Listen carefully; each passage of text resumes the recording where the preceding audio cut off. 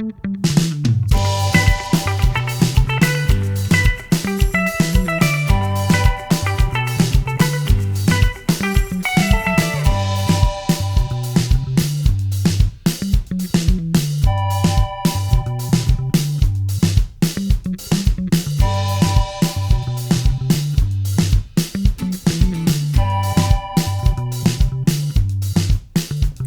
Are we ready? Nice. Thank you. I'd clap, but I don't have any hands.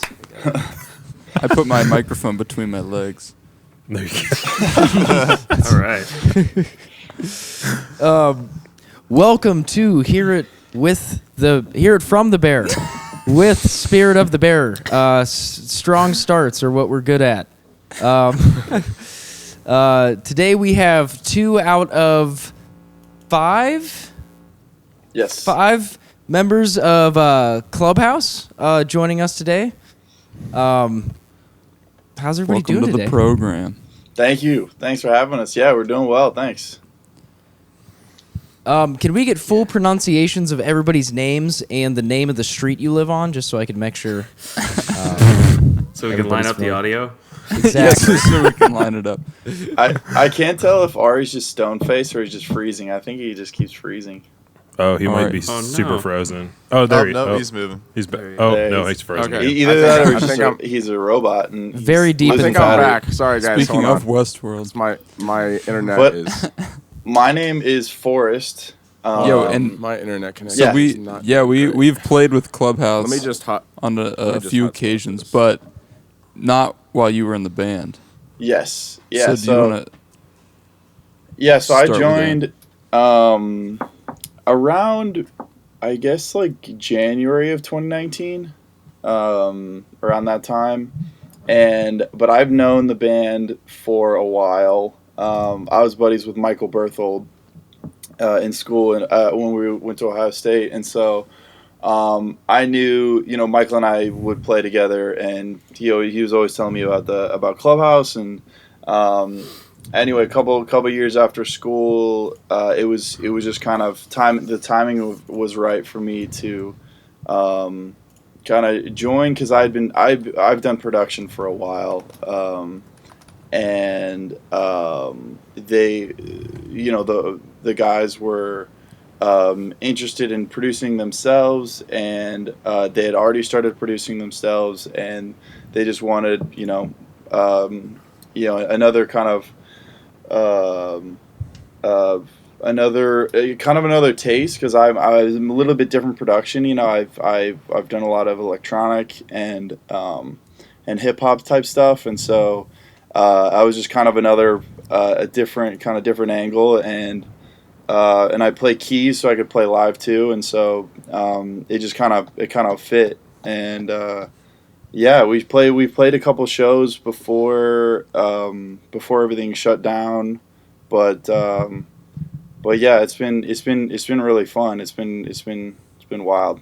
So then you produced the last 4 albums or 4 singles then? Yeah. So Okay. I wouldn't at all say that I was the producer on them. We all produced them together. But yeah, so we all kind of pitched in, and each of us kind of put in our 2 cents here and there, and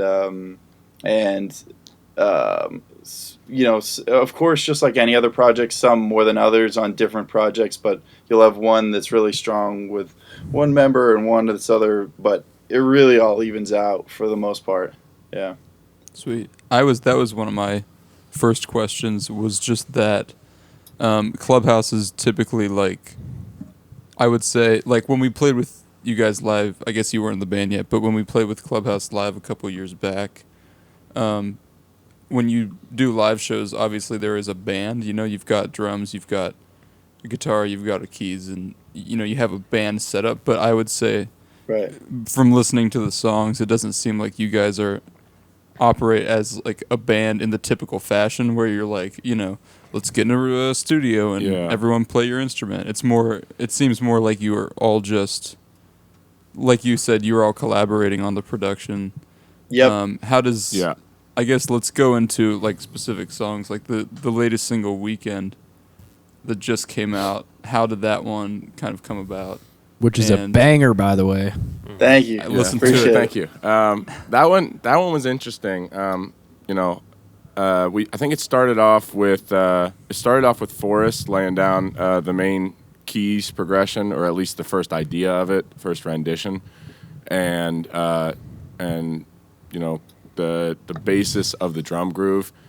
And honestly, at least personally, when we first had that, it was kind of like, okay, this is like interesting, it's different, but we really had no idea what direction it was going to go, if it was going to be another one of those ideas that gets like tossed in the trash after a couple days. And I think there was just like really one more session after that where Max laid down some melodies. I think had most of the chorus melody flushed out really after that session, and I think for me then took a whole different form in my head. I was like, yo, this is awesome. Let's keep working on it. And from that point on, it was kind of like a collaborative production effort to, finish things up. Like this was before quarantine, so I flew out to LA and got Max's vocals because he recently moved out to LA, and we've been actually in quarantine doing like Zoom writing sessions, which, to be honest, have been as productive, if not more productive, than sometimes that we've had in-person writing sessions. So, Honestly, yeah. but yeah, I went there, recorded the vocals, and then we came back and we all tidied it up a little bit. Everybody put their sauce on it, and then we sent it out for mixing. That's awesome. That's really cool. What percentage of the band is in Ohio still, or I guess where are you all located now? Because you all met in school at OU, if I'm not mistaken. Yeah. So me and my brother Zach and our vocalist Max, we actually have known each other for like a long time, like since like middle school. But we met Michael at OU, but he actually went to OSU, and then he already knew Forrest. It's kind of this chain of events, and he introduced us to Forrest, and we really dug his music, and that kind of just relationship stemmed from there. So yeah, so like right now, Max is out in LA. The rest of us are currently here, but we're just kind of taking every day as it comes and seeing what happens. No certainty in the future for us right now. So Yeah. Sweet. I wanted to actually follow up on your new form of writing sessions in Zoom. I just want to. How does that usually go down? Does somebody just screen share like whatever tracks you're working on, and then you guys kind of just make like comments on what things to change, and he does it? Yeah, so we were like, complaining about not being able to do sessions, and I was just like, I don't know, I just threw up Google, like, what, streaming audio, or way to collaborate over over online through through a DAW or something, and we found this AudioMovers website where you can just it's a plugin that you put on your master, and it streams your audio in like really high quality, and you just send the link to we send the link to the boys, and pull it up on Chrome, just any browser, and then we screen share through Zoom, and just like you said, make comments. We'll just start with one on somebody's computer, and we'll lay down some ideas, and then we either share we normally work in Ableton, but sometimes we work in Logic, but we just share the project file through Splice or through Google Drive or something, and then continue on someone else's computer. But yeah, that's generally how it goes, and it works pretty well, honestly. That's awesome. really cool. Yeah, I didn't know that that plugin was there for that, because I guess the hardest thing would be, because if you're doing Zoom quality, what are It's you actually going to terrible get out audio. of It's the that? worst. Yeah, yeah. So that's Yeah. definitely an essential piece, is having clear audio, and then even though there's a little bit of a delay over Zoom, for talking, it's really not. It's pretty much negligible. So I just downloaded this. This is super free.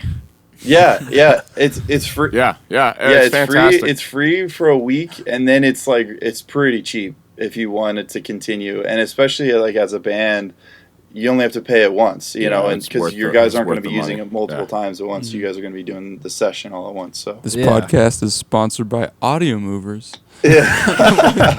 Maybe. Well, and another Yeah, we'll another have a- interesting Maybe thing we that can we get, do on extra free Audio. free audio. extra free audio. Yeah, we don't pay for our audio. Please give me audio. Premium we audio, also, low prices. like in the in the reverse direction, we will say you're trying to work in the traditional producer sense, where you have a vocalist who's used to just coming into the studio and you control everything, and they're just laying down vocals. And we find, even with Max, who has production experience, sometimes it's just the best to do something like that, so that he doesn't have to stop in the middle of coming up with a melody to press a button on the computer or do anything like that, and it just kind of speeds up the process. So we were like, well, how do we do it here? And really, it's the same thing, except instead of putting AudioMovers on your computer, you're letting the vocalist screen share on their computer, as long as they have a vocal mic and an interface, and then you request remote control through Zoom, and you can behave as their producer without them touching their computer at all. Oh, wow. So That's it dope. works really well. Yeah, I mean, that's been there's crazy, too. obviously some additional latency and stuff, but yeah. Then can you MIDI through the screen shares? No, I don't think so. You could. I know you can at least type through screen share, so you we could gotta do freeze. the keyboard to MIDI. This Yo, Ari, you're popping in and out, dude.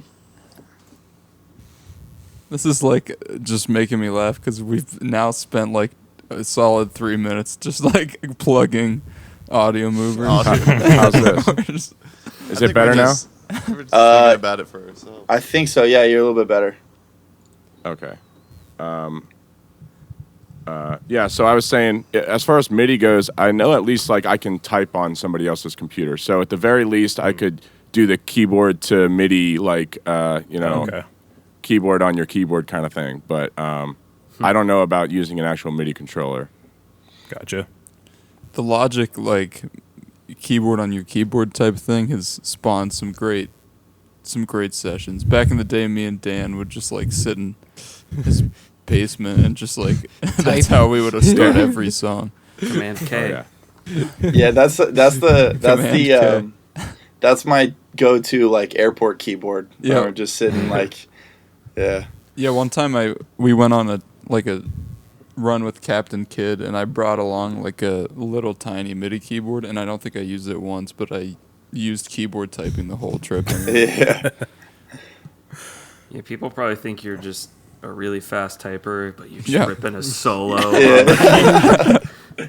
I still want to bring that to a show. I think that would be next level if someone plays. Even it doesn't even have to be an impressive solo, but pulls out the laptop, plugs in the aux, and just plays a little bit of a solo on top. I feel like everyone would go nuts. We would have to project the screen so people will know what's going on. They'd be like, "What the fuck's this kid doing?" Just Yeah, typing is he forgot to turn in his paper. Do at midnight. You hit So the then I stage wanted- at 11. Sorry, Mike. No, you're good. I wanted to ask you guys, because I think you guys would be the first band on the podcast that has strictly singles, on the Spotify list. And I wanted to ask you, because obviously singles are kind of king right now. Do you guys enjoy that, how that works with just the singles? And do you want to kind of do an album one day, or are you just good with doing the singles because it's it's popping off? Your Spotify is numbers are ridiculous. Right. Oh, I appreciate it. But yeah, it's definitely the we definitely eventually, of course, we want to do a bigger project, EP or an album, absolutely down the line. The like as our situation, recently and just I guess just right now, with or without quarantine, with Max away, it's just easier to put out singles, because it's we don't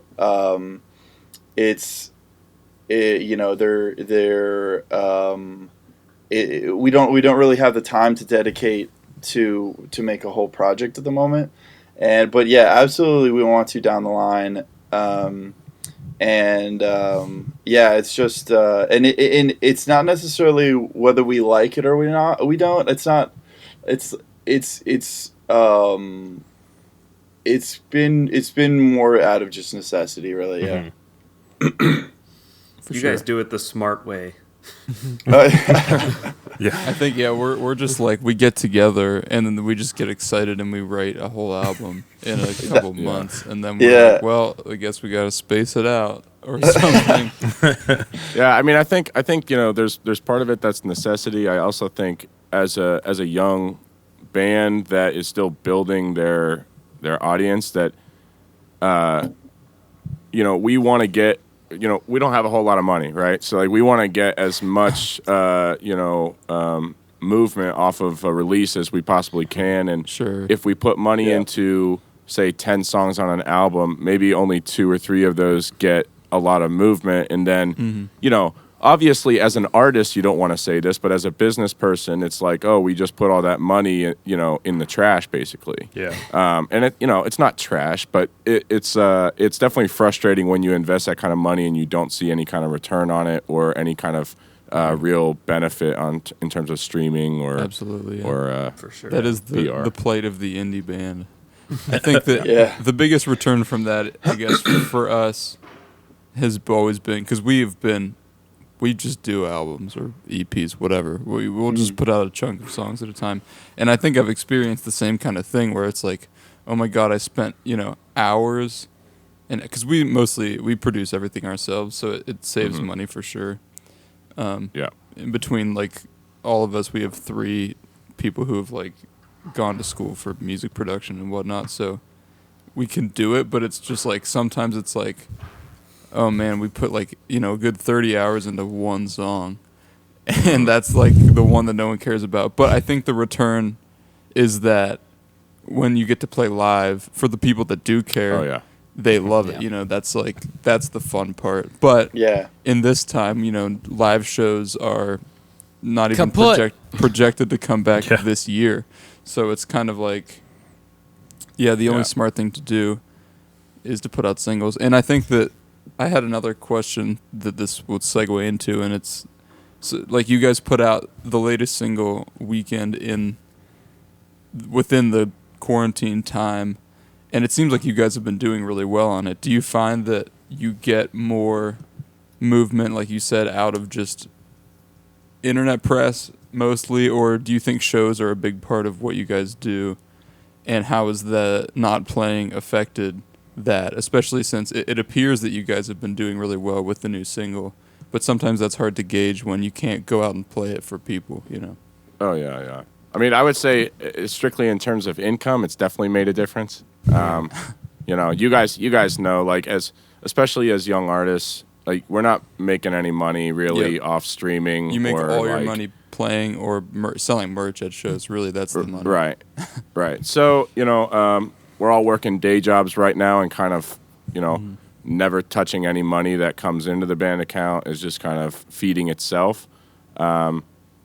But yeah, I think shows are a huge part of us and the part of why we love doing what we do. I think probably 90% of the people on this call, if not everybody, if you didn't have a good experience playing live, you wouldn't be here. So we all love it and we want to get back to it, but at the moment it's obviously not possible. And we've been pondering about some other like streaming performances or something like that, but at the moment nothing's planned.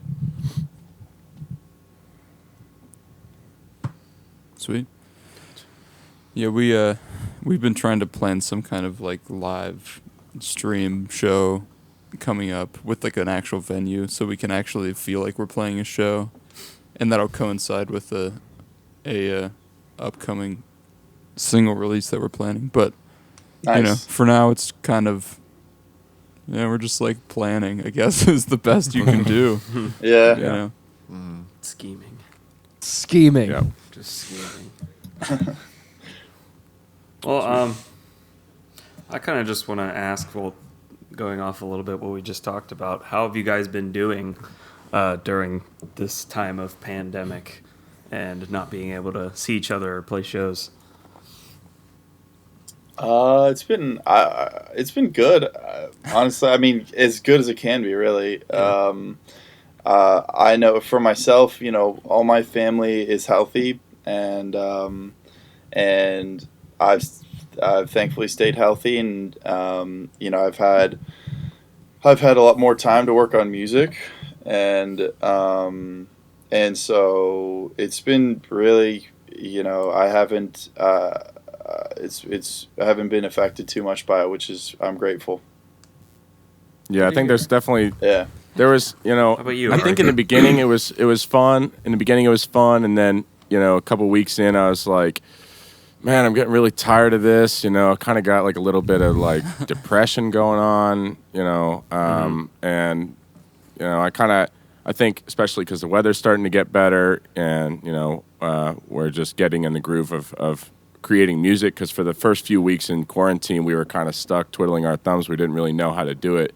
And I think that's a huge outlet for me and the rest of the guys. So I think like once we started figuring that out and we started being able to enjoy that side of things a little bit more, then it got a lot more fun again. But yeah, I'm with Forrest. I think obviously like most of us are still doing our day job, just working from home, but even so, it's like when you're at home and you don't have to drive 30 minutes or however long to and from work, and your lunch break, if you want to, you can go try to write a quick little idea. And so these just kind of always being around your gear and around your studio is a really nice thing. Mm-hmm. I think I had this moment the other day where it kind of hit me. I was like, we've been doing this for like 3 months now. And this whole year is just like, it's like nothing has happened. I was like, because I just had a thought, like, because my birthday fell like right at the beginning of the stay-at-home order.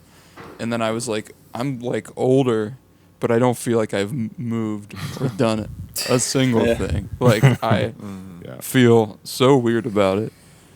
But it is what it is. And it's been, fortunately for myself and I think everyone else in the band, it's been good. Like, it's kind of been a nice time to just relax. But like you said, there have definitely been points for me too where it's been like super draining. Like, I really just want to go do something. Like go to a concert, or just at least like go to the park or something, hang out with my friends. Yeah. I've been taking my cat to the park. I bought her a leash. She doesn't love it, but here, let me see. How do catwalks work? Will they walk? I feel like most of the things that It's more of a drag. My cat Sasha is 16, so she doesn't do anything. She just like she likes to go outside, but she'll just go and kind of flop over on the ground and just like enjoy the sun. So she doesn't walk. Like, I put her on the leash and then I kind of just like let her do whatever. She doesn't run away. Yeah. Damn, 16, dude. That's awesome. Dan, I just heard your bird. Do you ever go take your bird for walks? No, man, not after last time. Oh, God, what happened? The infamous bird walk. That's the Sosh. Can't even It's see her Sasha. eye. Oh, there. Yeah, you guys see her eyeballs. Dude. Oh, there we go. She looks so Holy smokes. She loves it That face. outside. funny. So, for you guys, pre-Clubhouse, what were you guys up to? Were you doing like solo projects or a lot of other bands? Like, what was kind of the predecessor to all this? Well, so I hadn't done anything other than Clubhouse, other than my own project. So I originally had well, growing up, like my producer name was Bud Main. Or I guess, and so I had made like a lot of kind of like ambient stuff or hip hop beats, or did some remixes, and then uh, probably a couple years ago, I decided I just wanted to go by my first name at least, and my last name is Y, but it's spelled weird, and I just wanted something straightforward, so I just came up with Forrest Taylor. Taylor, interestingly enough, you asked about my street name. That's the street name that I'm on, is Taylor. So It all comes back around. yeah. But so that was the only project I had prior to Clubhouse. I was just making. Well, I guess I mean it's still in progress. But yeah, I just make kind of experimental, sort of pop, sort of hip hop inspired electronic music. I listen to like, I like Flume. I like this guy Pluko. Just anybody who's kind of pushing electronic music and trying to find cool stuff that's not, that you can listen, that's listenable, but it's not. But it's something you haven't heard before. I love that. I love that line, and so I try and walk that line too. But yeah, prior to Clubhouse, that's the only thing I've been working on. Yeah. For me, so Zach, me, my brother, and Max, we kind of like started doing music together. Like we never really. I mean, besides like learning our instruments and taking a couple, like lessons and things, we never really like played anything until we were together. And it started out like Max would just come over to our house, and we had, Zach's drum set up and my guitar stuff. Max would bring his guitar over, and we would just jam on like probably like the most basic shit you've ever heard.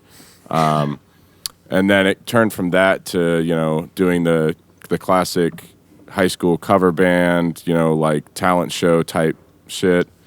And then we were like experimenting with, other like band names and with like different members and different vocalists and things as we went through high school. And basically once Zach and I were leaving high school and going to college to OU, where Max was already going because he's a year older, we were just like, all right, let's take a second here. The three of us have always been together on this. Let's just take it, the three of us, until we find the right people, and let's come up with a new name. The name was obviously Clubhouse, and we didn't really release anything under that. Until we at least had Mike. We hadn't yet had Forrest on the team, but Mike was there when To the Ocean was released, which was our the first thing that we put out. But yeah, I mean, I've never really been in a different group or had my own solo project, although I write like random stuff all the time. I help produce for friends or other artists that I like, but not necessarily ever been in something before Clubhouse. The past year or so, I've been involved in another like producer duo group, not necessarily a duo, just a kind of a group, but it's mostly me and another guy called Kyle in a group called Malcolm Pre. But 99% of my time is all Clubhouse, and it kind of always has been. So Nice. Awesome. I remember the first time I ever saw Clubhouse was with Jamie. We went to the Pipe Dream. It was like their last show in Cleveland. Before No, they it was moved away. before that. It was when they Was headlined. It was the first time they headlined Grog Shop, Oh, yeah, never mind. Sorry. Grog and you Shop. guys played with them. And we were still in high school, and we were like, oh my God, there's like good bands outside of Youngstown. Like you go outside of Youngstown and there's good music. It's crazy. Yeah, like you guys started playing, and we like just had this, we shared this glance, and we were just like, good musicians. Yeah.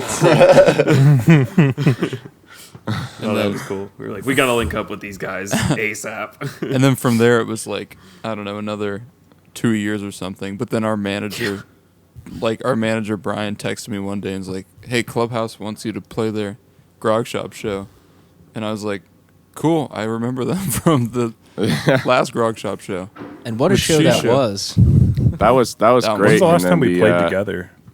Well, wasn't it the festival? The Youngstown Festival was the last time. Yeah, it was the first year that we did our festival, Fiction Forest. Okay. Yeah, That was a good one. That year turned out really well. yeah. And now we can't do it anymore. We weren't going to do it this year in lieu of an album release show anyways. But now we can't do any of that, so it doesn't even matter. Yeah. But yeah, I remember just like, because we had linked up with Captain Kidd. At the time, we were playing a lot with Captain Kidd. And I think that's just like how our paths crossed. And then that first year that we did the festival, we kind of just wanted to make it like, let's just do all the bands that we're friends with in Youngstown, or because that was right when we were starting to break out of Youngstown even. So we were just like, let's just get all the bands that we've become friends with, and let's just put them on a festival. And then there was like one band or something. That was so fun. I think we also like had a lot of shows with Captain Kidd, and I think just like that, there's kind of like a little group of local bands in Ohio that have all been, in each other's shows or just know of each other, and it's kind of a tight knit little circle. It's nice.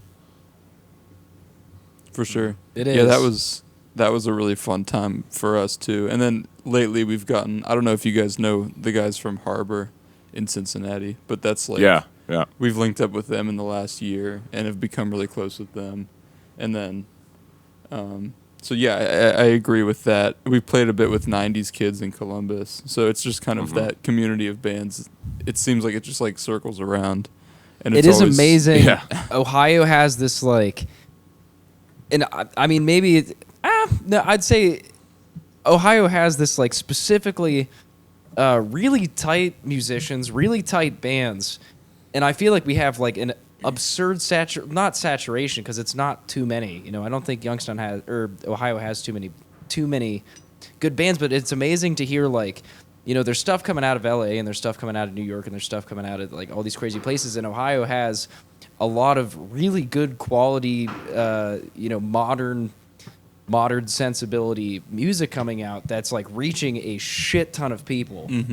But Indiana doesn't have that. Maybe they probably do have some, but like I can name off on 10 bands right now from Ohio that I like. I really, really, really like. Which is it's crazy. It's weird because it has been like there's some breakout there. There's definitely a lot of our contemporaries in Ohio have been breaking out.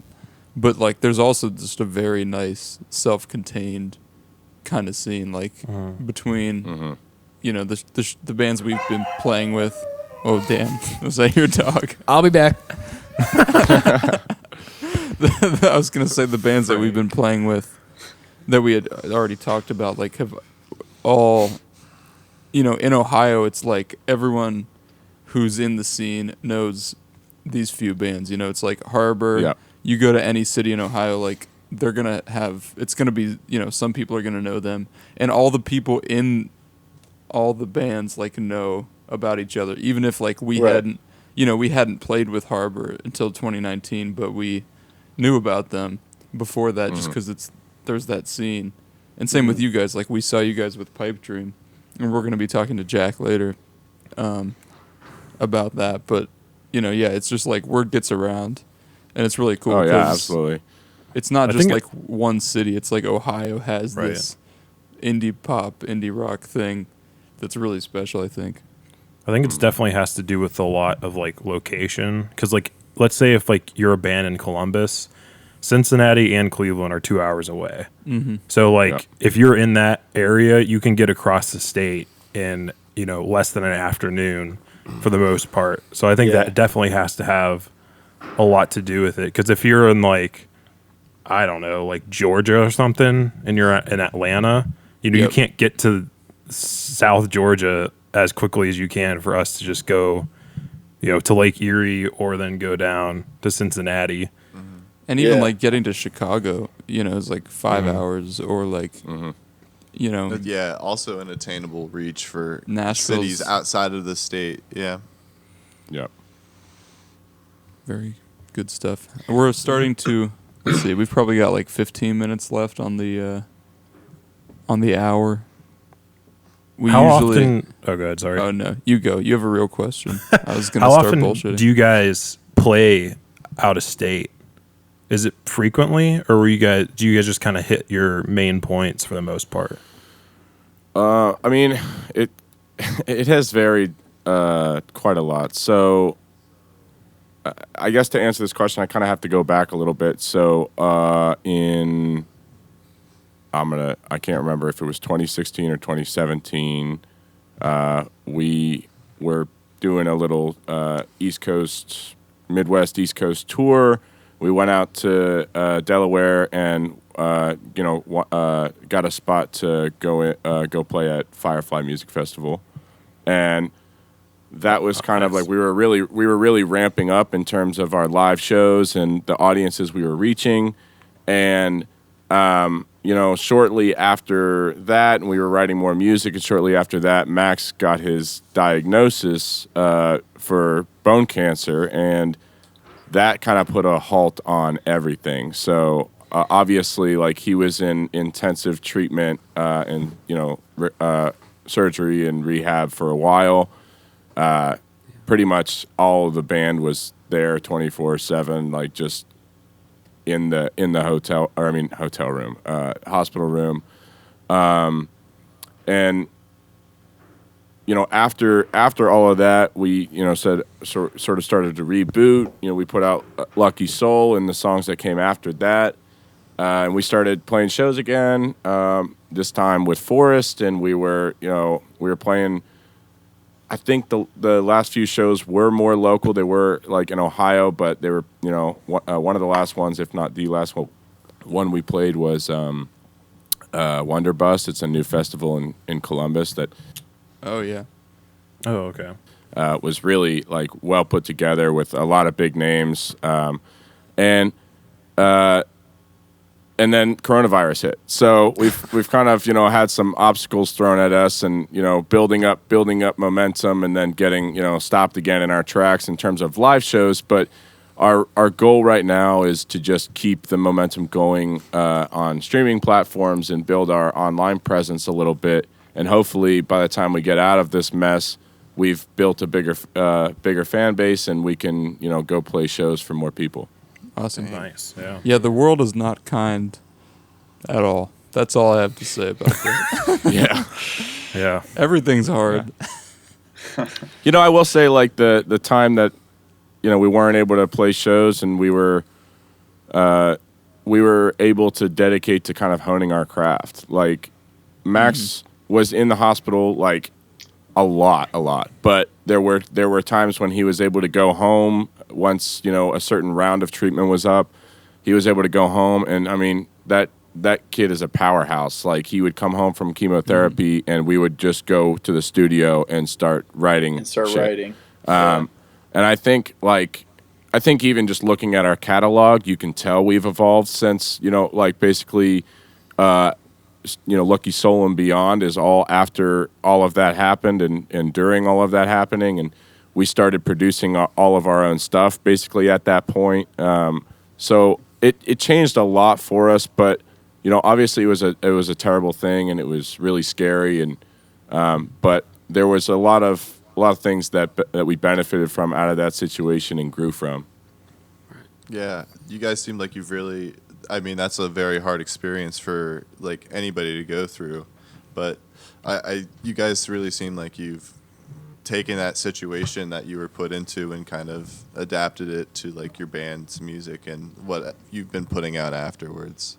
I think too that like how we were talking about just the tight knit Ohio indie scene. Like I feel like when that happened, like when you guys sort of made public Max's diagnosis, that was something that all those bands knew about, and like I think that we all like, because at the time that was like around when we were like touring with Harbor and stuff, and I think just like, you know, even though we hadn't seen you guys for a couple of years, it was like something that was on everyone's radar, and I saw a lot of people just reach out and show support around that, which I think also just speaks to the scene that we were talking about before. Just everyone is so supportive of each other, and it was really great to see you guys come back from that, like, you know, in a relatively short period of time. You guys were, you know, it seemed like back on your feet, back operating at full capacity, which was really incredible to see. Yeah, all the kudos goes to Max. I mean, Yeah, seriously. Yeah, I mean, without him, like, just straight trucking, like, it would have. I mean, we were there for him. We were there when he was ready, but like, he was just absolutely like hit the ground running, which was just awesome. I think you know a lot of that, especially for him, put life in perspective, his dreams into perspective, and how much he loves making music. But not only for him, I think it really it did that for us. And like you're saying, it reached a lot of people. I think a lot of people were affected by, hearing about it and seeing his perseverance through everything. So, it did maybe feel like a short rebound after everything, but honestly it's just because like his story was so inspiring to all of us, and he had all this energy and newfound like dedication and love for what we were doing, and it just fed the process. Yeah. And you said he's living in LA right now, right? Yeah, he's in Venice. Man, good for him. Awesome. What a guy. I went to LA in January for the first time in my life, and it was so great mostly because it was January and it was like 80 degrees, and I was like, this is unbelievable, and I completely understand why everybody moves here. James, what were you going to say earlier? I was ready to go into where we just talk about our favorite movies and that kind of shit, but That's what I was about to ask. but that just went a lot deeper. Which I am happy for. I'm happy we're getting some good conversation in here. So then lately, what have you guys been listening to or really jumping on music wise? Well, I think that's like we have the most eclectic music taste of. Like, I mean, it's ridiculous. Like, I don't know. We'll challenge you to that. yeah, I mean, that's true. I think everybody thinks that they have the most eclectic music taste, I guess. So, Forrest can talk about what he's been listening to, and I would say, in a traditional sense, like a lot of times him and Mike are listening to more like electronic heavy stuff. They DJ a lot, the two of them. So, like, that's a lot of where a lot of that influence comes from in our music. But specifically for me, I've been absolutely loving the 1975's last album. I just think it's just every time they release something, I think it's like a masterpiece in terms of staying true to themselves, but like branching out into new styles and testing the waters a bit. But, beyond that, honestly, I just kind of save whatever songs I hear on whatever playlist I'm listening to at the time. I mean, it's really, I could go through my Spotify library, I guess, but I just add songs to my library and just start listening. I don't know. For sure.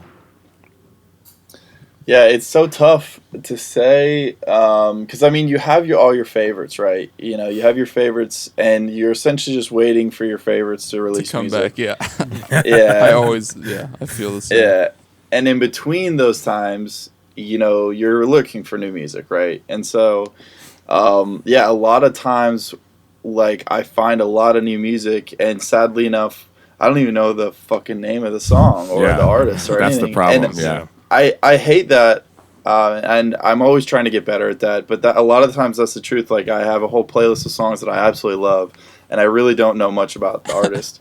But because there is, I mean, I think that's a testament to how much good music there is, and how much, how accessible, like how accessible music production is for people, and how much easier it's been, and how much, not only how accessible music making is, but how accessible and it is for people to find it, and so it's kind of it's a gift and a curse, it's. In terms of more specifics, I guess McGee, his last album he just released is insane. It's more like electronic and dreamy stuff, but really, really good. Remy Wolf's been killing it with her singles. She's been like flying off the radar. And do you get? Who was the other one I was gonna say? Oh, I mean, we've been long time followers of an artist named Versace. I don't know if you guys know him, but he makes these like laid back hip hop type beats, and he's both a really good artist and a really, really good guy. We met him when he was playing here last, and he's just a real down to earth guy. There's this one dude I found, I think about a year ago or more, but he's not so small anymore. You guys may have heard of him. Do you guys know Still Woozy? Oh, yeah. Oh, yeah. He's Still Woozy doesn't miss. That dude is so his sick. Every single. His window is like amazing. like his guitar licks, and like his vocal melodies and his bass lines and his drum kits, like everything I think is just always to a T, just straight vibes. I think just that is pure vibes. that's the story of him is like the most. It's just the best thing for any indie band or indie artist, because he literally is like the purest form of a bedroom pop artist. He just dude. sits in his bedroom and he makes the songs, and it's just like when he started coming out, I just know everyone that I know that's like an indie producer or like a bedroom pop artist was just so psyched. Like, oh my God, this guy is literally doing exactly what we're doing, and he blew up. So there is hope after all. Yeah, absolutely. Sasha. Hi, Sasha. But yeah, I think going back to what we were saying about like, you were just like, oh man, our music taste is so eclectic. I think that we have like so gotten over being in like some kind of interview, whether it's like a college radio station or like any kind of interview we do, and every time they're like, what are your influences? And we all just kind of look at each other and we're like, all right, who's going first? We know. We have just like our canned answers. Mike's like, I like Death Cab, and I'm like, I like Radiohead, and Jamie's like, I listen to metal, and Ethan's like, I like Denzel Rap, Curry, yeah. and Danny's like, I really like tobacco, and then we're like, all right, next question. Every time, Hit him without with fail. a general Young the Giant. Yeah, and our band sounds like Young the Giant. I gotta give Mike props though, because he's the one who really like got into everybody else's favorite music more than any of us. Yeah. Kind of true. Props to you, Mike. Although I don't know, Jamie, like listener. Jamie, when you joined the band, you were like strictly metal guy. I was, yeah. I was you like, guys- yeah. You changed me. You were like strictly metal guy, and I was like, but have you heard of a hippocampus? And you were like, I was like, what is that stupid stuff? But then now I like it a lot. Yeah, it's crazy how much your taste can change. I mean, honestly, I'm listening to just like different stuff every day, and I think if we had this interview next week, I would give you different answers on the artists and what I'm listening to. I mean, 1975 just released that album, so that tells you a little. Yeah, that was like a couple days ago. I've been listening to yeah, I mean, I've listened to it front to back nonstop, you know.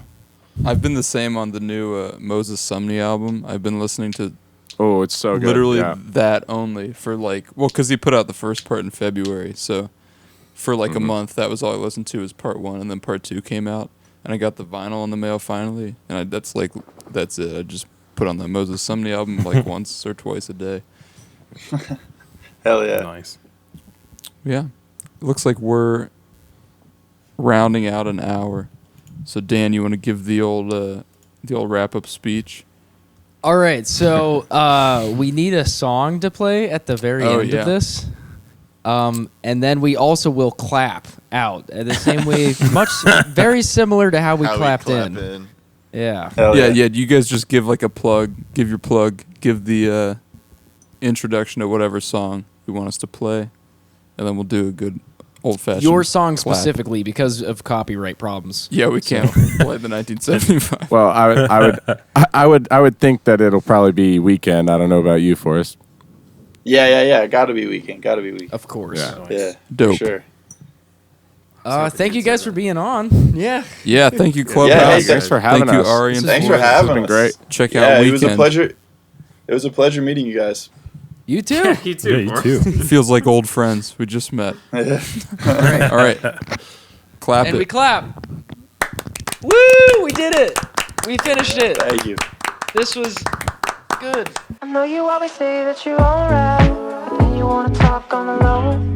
And if you wanna beg, baby, we can hit the rooftop alone. And let me make you smile, baby, all night. Go around, maybe get stoned.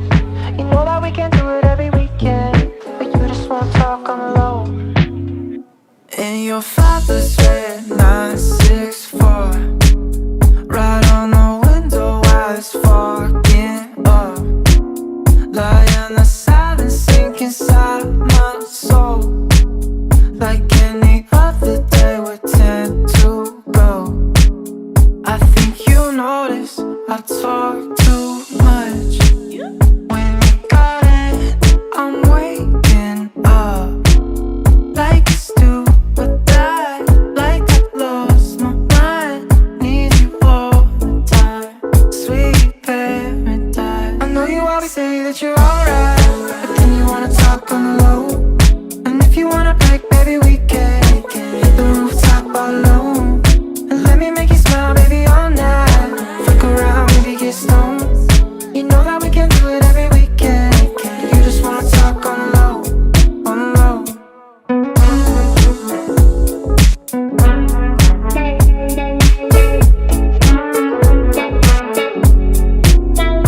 I'm in love. Feels like taking drugs. I hate to see it, 'cause you won't let me be it. Like I'ma call us friends, and you, I wanna see you, but I've been losing. I think you notice I talk too much. When you got it, I'm waking up. Like a stupid dad, like I lost my mind. Need you all the time, sweet paradise. I know you always say that you're alright, but then you wanna talk on the low. And if you wanna break, baby, we can hit the rooftop alone. And let me make you smile, baby, all night. Fuck around, maybe get stoned. You know that we can do it every weekend, but you just wanna talk on the low, on the low. All day, all night, so free, it's like so sweet, it's sunshine sometimes. All day, all night, so free, it's like so sweet, it's sunshine sometimes. All day, all night, so free, it's like so sweet, it's sunshine sometimes.